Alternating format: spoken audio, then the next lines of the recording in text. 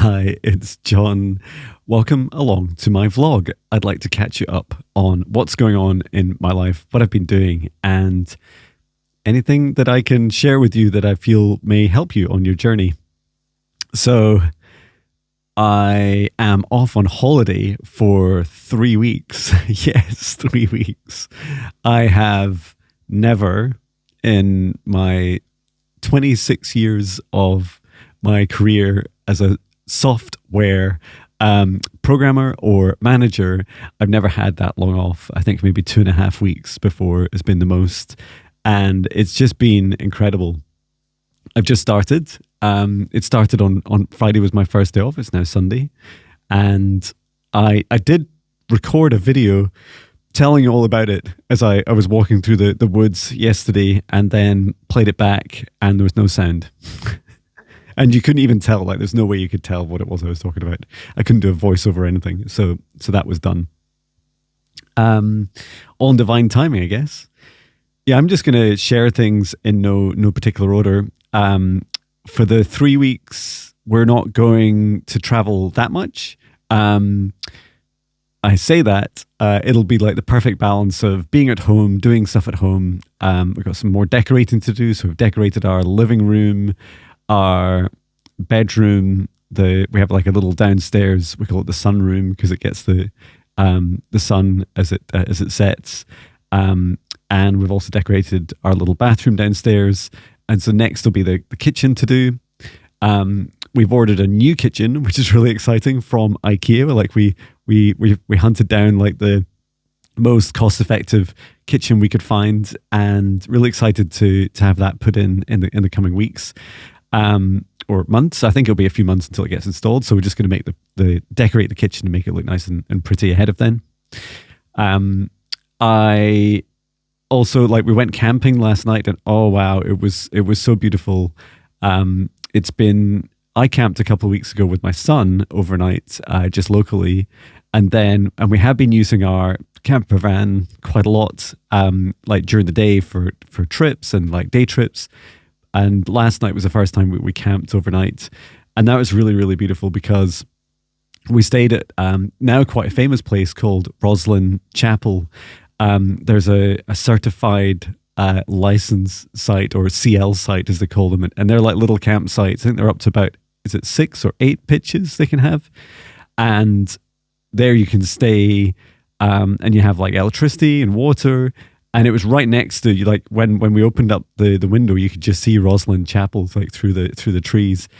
If you don't know it, it was made famous. Well, it's always been famous in Scotland, but it was made famous by more globally by the Da Vinci Code movie by Dan Brown. Well, and the book, then the movie, and Tom Hanks in the movie. And at the end, that's Roslyn Chapel, and the little home, I think it might have been an inn, next to it are where the Holy Grail. I don't want to ruin the movie for you, but the Holy Grail is, and it's a really magical place. Like when you go there, so when I visited back this time, it was just really magical. There was this really beautiful flowing energy, and I had the opportunity of taking our dog out for a walk. It rained the whole time, so I couldn't really film anything, and it was dark most of the time that we were there. But when I did walk there, I was asking these big giant trees, now they must be in the hundreds of years old, that line the kind of the walkway to this beautiful little chapel. Just making sure I'm not spilling my coffee.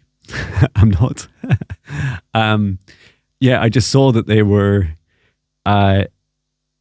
chatting with me, and I was saying, and they said that they really enjoyed. They said they get lots of attention from people, and people like me, people that love talking to trees, and just said, like, one of the trees said that I've seen him, I've seen him before. And I said, who? Like, who? And they said, we're all, and the tree next to it saying, we're old enough to have been here when there was this being, this person, I believe man, that walked through there with a really beautiful bright light. and I was saying, oh, who was it? And it was really interesting because they were there was this kind of mix of energy, people, and timelines together, like kind of all at once. It's kind of blurred into one, like past, present, and future into one. So it's definitely like multi-dimensional, this being. And one of them was saying, part of that's you, Jon. Like your soul was part of that. And I was like, wow. And then they were saying, oh, and there's also this like Jesus aspect of it as well, like this Christ light. It's like, wow, that's really, really beautiful. And it didn't, like, in my logical mind, it doesn't, totally tie up together. Like, I don't fully understand it, but I am really open to, especially like trees. Like, you can trust trees, right? And just being, I really love that. Like, I really love being open to those recalls I have whenever I go to locations and seeing those past lives. And we also visited our daughter, Katie, at her grave. So she sadly died at birth just over 20 years ago now. And when we visited the place, my wife and I, years before she died, before our daughter died, we visited the place and thought it was so magical and so beautiful. And we felt like, wouldn't it be such a magical place to be buried? And so it was, from that moment, it was always a place that was very special in our hearts. And so we had this beautiful opportunity to go and visit Katie's grave, and it was really beautiful because someone had put down, probably one of our relatives had put down like little ornaments for her.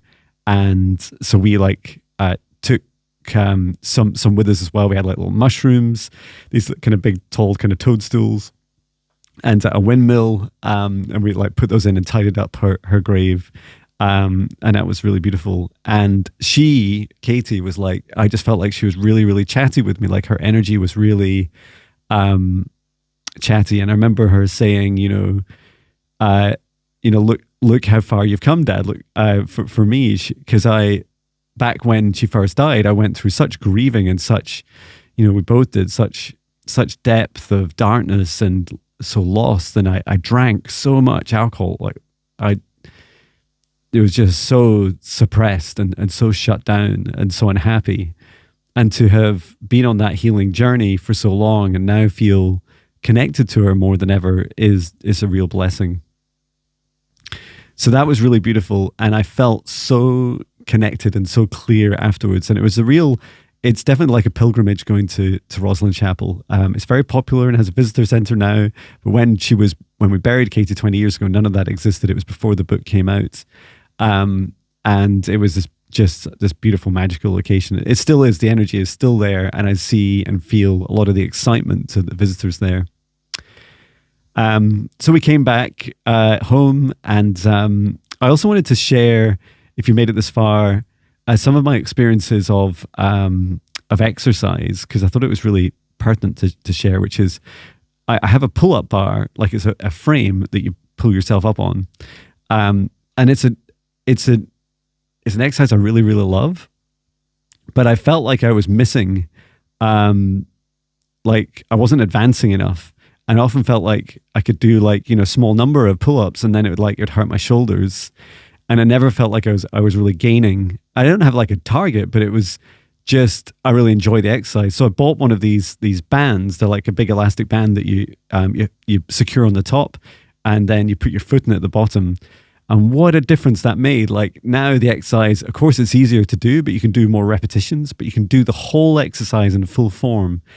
And that is like a massive life lesson for me. It's like, asking for help, like, mentors, business mentors, people that will help me with specific tasks, like that support now fully allows me to step into the power of an enjoyment of that exercise.